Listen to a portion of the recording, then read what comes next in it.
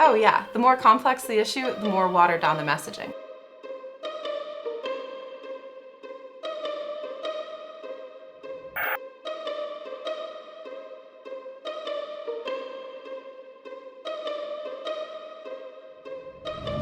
Racial disparity, Black Lives Matter, safeguarding society, back the blue, the metaphysics of identity, trans rights or human rights, the existential question of defining existence, my body, my choice, ethical considerations regarding mass inoculation, trust the science, immigration, no human is illegal, gun control, come and take it, societal class struggles, eat the rich. Like, do you think it's a coincidence that the most complex issues of our time all have a 3 to 4 word slogan and their own merch? Big bad storm is rolling in by the thunder and the wind ain't nothing. COVID, gangbusters with ratings. Gangbusters with ratings, right? Which is why we constantly have the death toll on the side. Let's make it higher. Like, why isn't it high enough? This isn't a left versus right thing. This is a we're all getting played thing.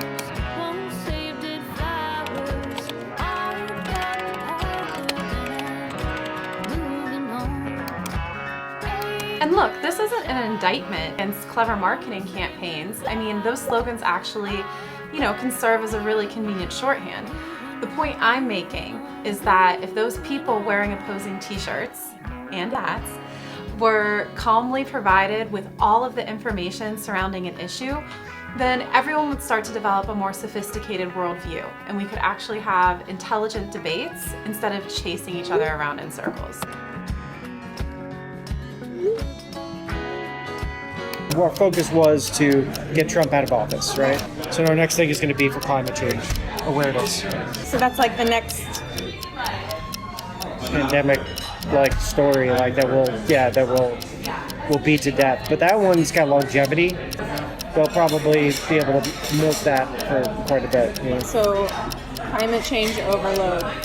Be prepared, it's coming. Like, there is so much money to be made from keeping people divided. And you know how you do it? Dummy down the dialogue so much that even if they do talk to each other, nothing's getting said. One president that had committed this many provable criminal acts. What are the provable criminal acts, I guess?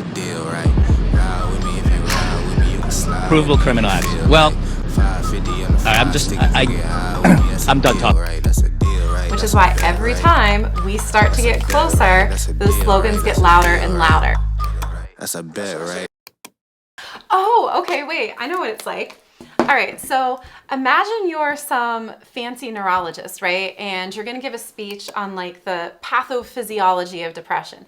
So you get to, just go with it. So you get up on stage and the entire auditorium is just packed with people who desperate to learn how to live happy, fulfilling, meaningful lives, right? You're the depression expert, you're gonna give them all these tips and tricks and make their dreams come true.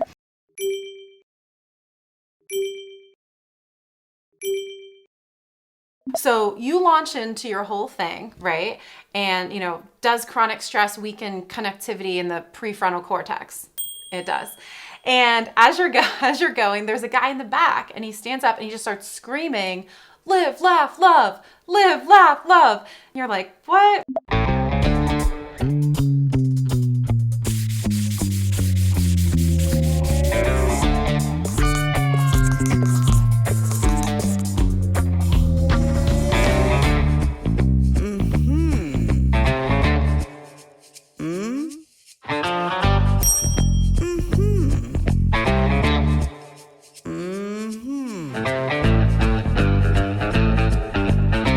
But you keep going, right? So you talk louder about how, meditation increases gray matter density in the brain.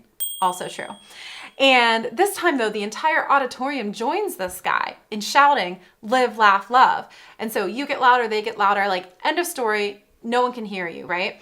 And so you don't get your information out. The people in the auditorium who ironically really needed and wanted to receive your information, they don't get to hear it and the conversation's over. And what killed it? A 3-word slogan designed to embody commitment to pursuit of that goal.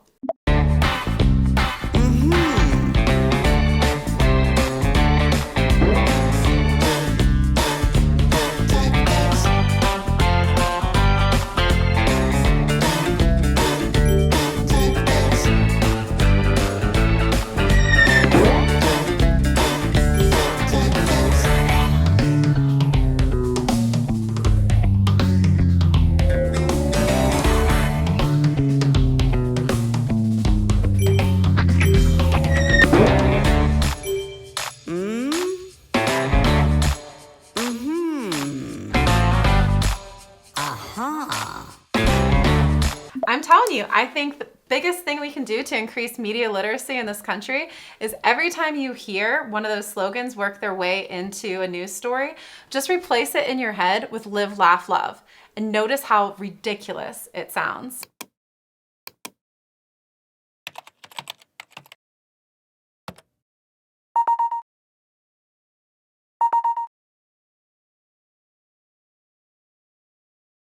If you believe in something with your entire heart, you should be able to articulate the strongest arguments on the other side and knock them all down. And if you can't, it doesn't necessarily mean that you're wrong, but it does mean that you should probably check yourself before you run full force into battle. My name is Jessica, and I am the founder of Quit Conservative. My background is in neuropsychology. I wrote my undergraduate thesis on critiquing the chemical imbalance theory of depression.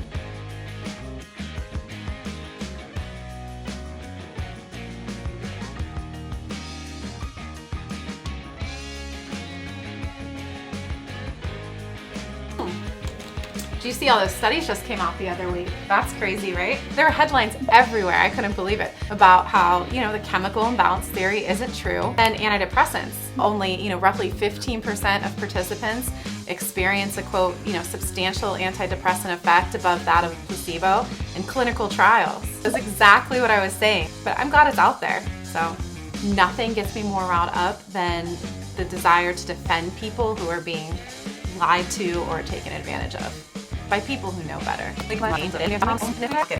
I see a lot of similarities with politics. I remember when I first started presenting all these research-based arguments against the chemical imbalance theory and, cautioning people against using antidepressants, and people got really angry. What? You don't think depression's real? You think it's all in my head? And I was blindsided. Obviously, I think it's real. Obviously, I think it's serious. But the pharmaceutical industry had done such a good job at integrating the disease with the treatment that whenever you attacked one, people automatically felt as if you were attacking the other. And I mean, hats off to Big Pharma because it was brilliant, but it's near impossible to overcome. And that's where I go back to these political slogans, right? Because you can be like, all right, cute jingle, but how does your position platform handle, these issues? Boom, boom, boom. And people lose their minds, right? And there's just no tolerance for introducing any facts that don't fit neatly within the narrative. There's just always this almost like hypnotic redirection back to the larger message. It's just a very ends justifies the means kind of vibe. You know what I'm saying?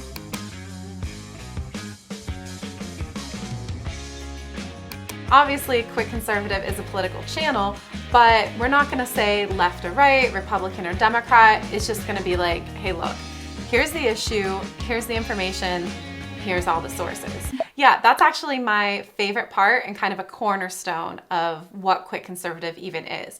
Every single claim that we make is cited and linked on quitconservative.com. And everything we present on Quit Conservative is always going to be super calm. Because in what disaster movie does the hysterical character blinded by rage ever come up with the rescue plan?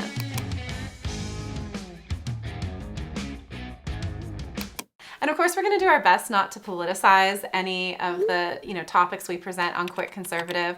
But, I do have my own personal political affiliation.